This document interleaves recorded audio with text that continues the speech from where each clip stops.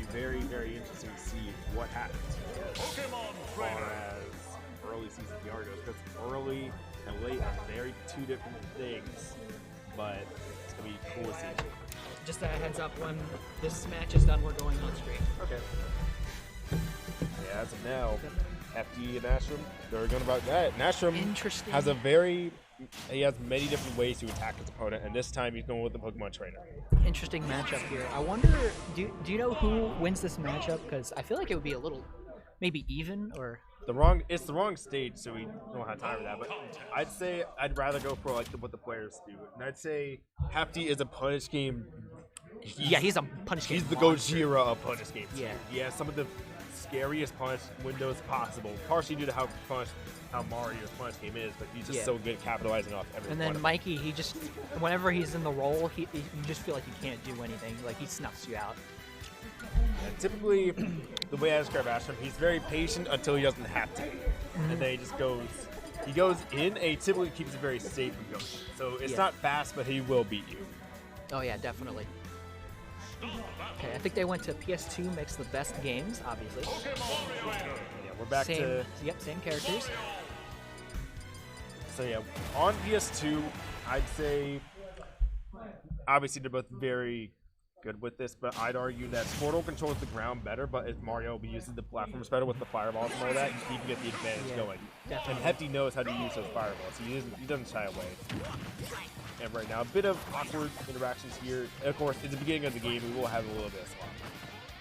I feel like this first stock is going to be really important, because whoever gets the first stock will probably dictate what happens in the rest of the set. Yeah, I think Squirtle is very... Oh, that was awkward. But Squirtle is a very grab-heavy character, and I wonder how Astrum works with. They're both very grab-heavy characters. But as we go on, it'll be more about like spacing and killing for Astrum, while it stays more about like just hitting you with fundamental attacks that are very easy to hit from Mario. Yeah, both of them do have aerials. If they land with them, they can just combo into a grab and get all those nice damaging combos, and then hopefully get killed. But yeah, right here, getting a good combo, A little love on the combo there, but he still is going to get plenty of damage out of it.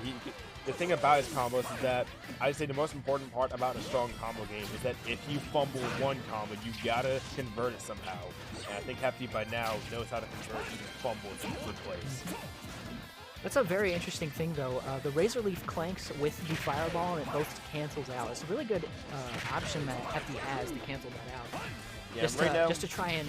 Astrum trying to control the mid-stage, but gets caught in there. What's the ledge trap going to be? Oh, no, there is no ledge trap. Get into the blast zone. Yeah, you got to worry about that. Astrum really likes that double up B to try and catch people just sitting that's an Ivysaur thing in general. Basically, it's very hard to challenge for a lot of the cast, so you kind of have to respect it. Some characters may not, and you may die for it with some more bold players, but to start, it would be better to just respect this. So if he can get this kill here, he does get the dash attack to get the quote-unquote 2 frames. Back on the ledge with Astrum, trying to get the kill here. Yeah. Looking for a back throw or up smash. There you go. There's exactly. We got up smash. Hefty loves those up smashes. Definitely. He throws them out like a fiend. Oh, interesting. Following up air into jab. Right now, Astrum kind of doing like the run-in, he just did a lot of like running, going in with the attack kind of deal. He just did like dash attack 3 times. And we're getting he's being a bit too hasty here, getting punished heavily by Mario, but he will avoid for it. Very, very good punish from Hefty here. Got 71% off of that. He got some backers, but was about to be in a used the Razor Leaf to his advantage too, getting some good percent. Yeah, we'll see. Hefty also loves to smash that ledge. You might see one starting around Let's here. See if he can get that kill here or up smash. Up smash. Won't kill up smash. Charizard. I'd argue Charizard's had a better position here. You never want to. Charizard might have some like. You might have a bit of a off-putting neutral, not very strong, but he hits you. It does damage, but like not to the player, to you. Charizard damages you. Like the W right there, that probably damages Hefty's mental. And unless you have a strong mental, Charizard's so rough to fight. He brings the game to kind of a halt when it comes to the game because he's so heavy and he doesn't have to hit you constantly, but when he does hit, he hits strong. These up tilts are very interesting. You don't often see a Charizard go for that kind of stuff. I feel like up tilt might be a little bit of an underrated move as Hefty gets that back air to seal out the stop. I think up tilt on Charizard is pretty good because it's kind of like unexpected, like, I will catch anything you do to fall down. Like right now, Astrum got to play hot potato with Mario because Mario could honestly kill him from anywhere in stage right now. Currently sitting at 128, got the rage. Well, let's Right see now, if he can carry the combo. Nah, he got the Pokemon switch, but he's still going to eat plenty of damage doing it. And the flood isn't quite enough to be punished, but an up B, it was really good for catching the platform. And I think something underrated for like adaptation as well is what people do on those platforms in Astrum. That's what Hefty did there and caught him off with the up B. But Squirtle is not quite working with those up Bs haven't been punished. They're so Astrum's up Bs. I haven't seen him used quite like it with a lot of Pokemon trainers, but hey, it's working nicely, but that was hasty. As I said earlier in the game, Astrum was getting hasty, and that was a very hasty forward. Those up smashes from Hefty are very, very good. He just sits in the shield, waits for you to hit his shield, and then punishes it. I think Squirtle's up B, though, is a very good option to get off of ledge, because you could just hit people away and then like be right next to the ledge. Like, you can hold down and just have the attack hit and then still clip the ledge, so it's a very good option to get back. I think a lot of Pokemon trainers probably don't utilize it very often. Yeah, Astrum experienced enough with his character pool that he'll stay with the Pokemon trainer, and Hefty's just staying with Mario. I think the safe position is interesting for Astrum. I think a lot of the problem is that there was a bit too much space, and he couldn't close the gap in a comfortable way. And then when the Ivysaur came in, he couldn't control enough space. I do like the smaller stages coming out of Pokemon trainers, and I don't think Mario has to commit as much as Pokemon trainer does. Yeah.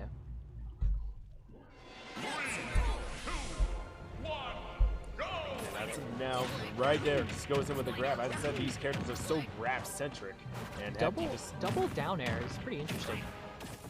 Yeah, I mean, up throw down air is a pretty classic combo for Mario.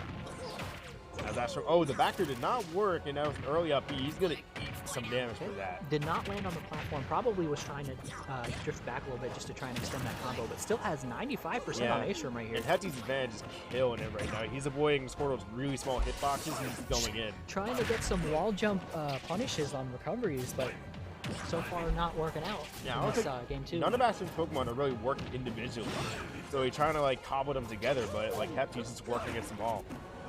Hefty's doing a very good job to keep him at ledge. Got that dash attack. Very good against people who are just staying at the ledge. Yeah, up smash there was a bit too grievous, and up air would not connect there, but Astrum does have all the stage he needs to make an advantage. He tried to read a jump with that down air when Astrum was getting off the ledge. Oh, dash attack from Ivysaur, very rare option, but it does work there. It does have a bit of momentum together there. It is a very quick burst option, and trying to get some stuff there. Very scared of the grab, obviously. Oh, he ran away for so long, and Hefty just up smashes him to submission. Something that's very interesting about Astrum's Pokemon trainer is whenever he's on Ivysaur, he tries to get falling up air, which so far has not had any good like hit ratio at all. Like, he has not hit many of those in this set and in sets against me before. So I'm really interested why he's choosing that option. I think it's partially due to safety, and since it covers such a big option for like immediate jumps, it combos as well and it does so much damage. 3 uppers do about like 50. Yeah, but with a character like Mario, he is a little on the shorter side, so it's going to be like very, very hard to hit the up air if it can even hit. Yeah, right now Astrum trying to get just a little bit of advantage going here. He needs something out here, and of course trying to kill at 182.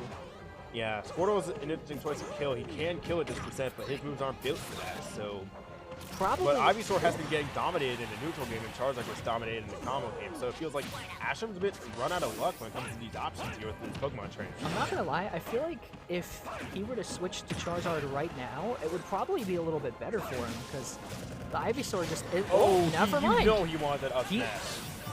But he just was way too early in that Hefty one. did not wait for the entirety of that neutral air to throw out that up smash, so it did clip him and it did send him off stage. Yeah, Charizard, gets up smash. Astrum's not.